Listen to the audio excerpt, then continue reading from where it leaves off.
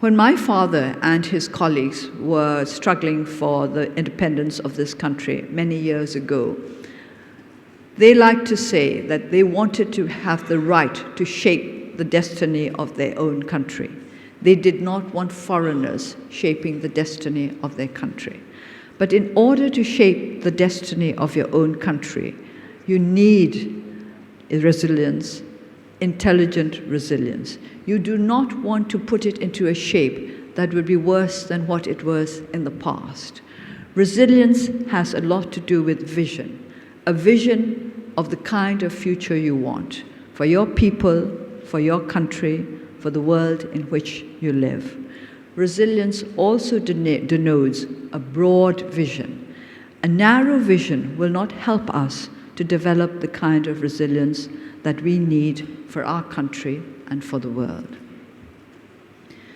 Since 2010, and particularly since the beginning of this year, many peoples in the world, many countries, especially the countries in our region, have begun to hope that Burma is on the right path, that we are now firmly heading for the kind of future where security and freedom will be assured for our people.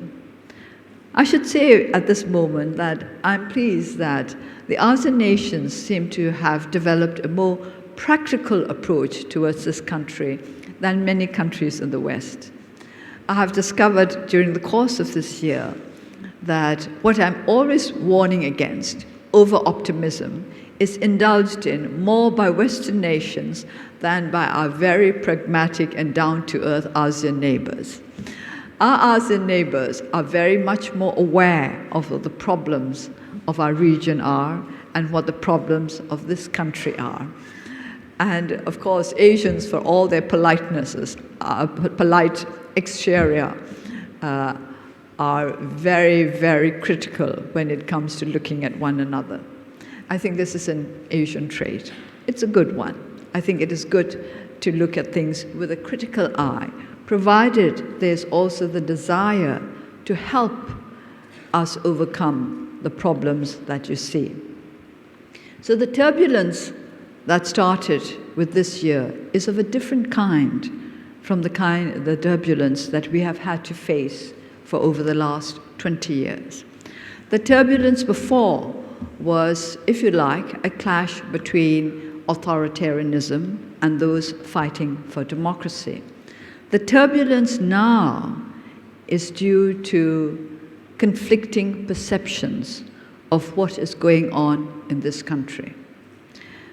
There are many people who are very much focused on what they call the speed of change. I would like you to focus more on the quality of change. Speed is less important than proper sequencing and quality change. What we want are changes that will take us forward in the right direction. We don't want change for the sake of change. We want change for the sake of the betterment of our society. So the kind of resilience that we need now is, we could say, intellectual resilience. Resilience to surface change, resilience to the kind of change that is not really going to improve our society. We need to be able to take a good, hard look at what is going on. We all live with hope. Hope is essential, but hope has to be grounded in pragmatism. Hope has to be grounded in an ability to face facts. Hope cannot be grounded on pipe dreams. I'm a great believer in dreaming, but I believe more in one's ability to make one's dreams come true. You do not sit back and dream because it's easy. A dream is actually a goal, a challenge that you're prepared to meet. And all of those who want to realize the dream of a prosperous, democratic, peaceful Burma must learn to be resilient. Strength, the ability to recover, intelligence, the courage to face our problems fairly and squarely. Democracy is not a perfect system. I think I do not need to tell our audience this. But we also have to understand that democracy is going to be what we make of it. We have to make use of our democratic rights in such a way that we enhance our society, that we enhance the lives of our people. I have been asked very often, are we on the irreversible path to democratization? And I always say, no, not yet. And they ask me, when can we say that the process is irreversible?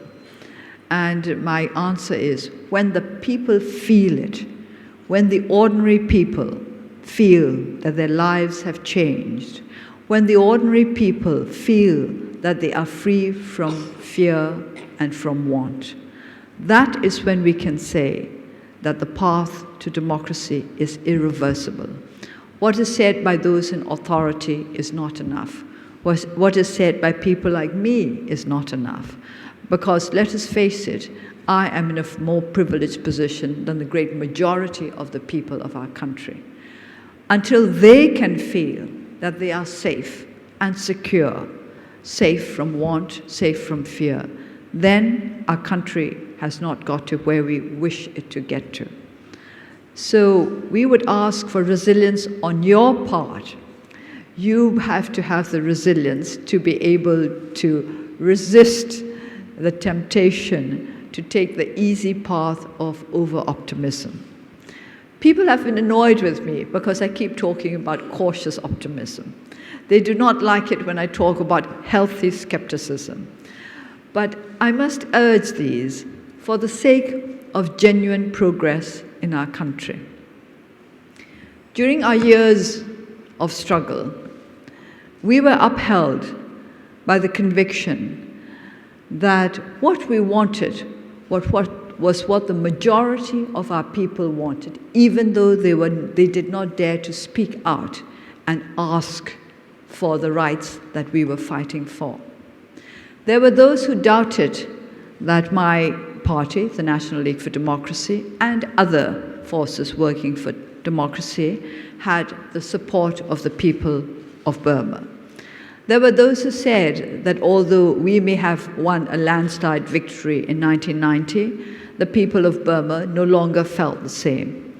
By the way, while I'm talking about Burma, let us discuss this little question of the name of our country in the context of resilience, in the context of harmony and national reconciliation.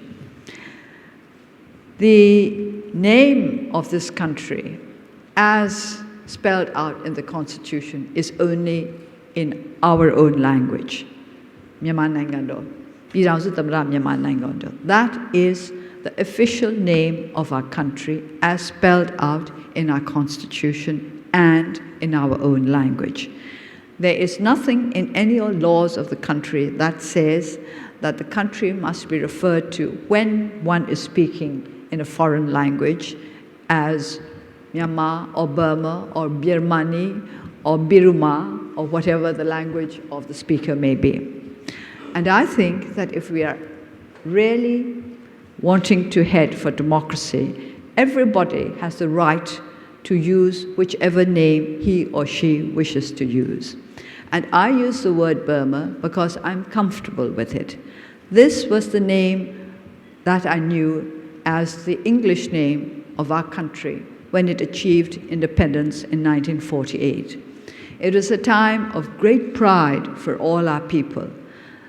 Our people, the people of Burma, felt that we had been able to defeat the greatest power in the world, that was then the British Empire, and that we had been able to defeat the greatest power in Japan, in Asia, which was then Japan, and we had thus achieved our independence.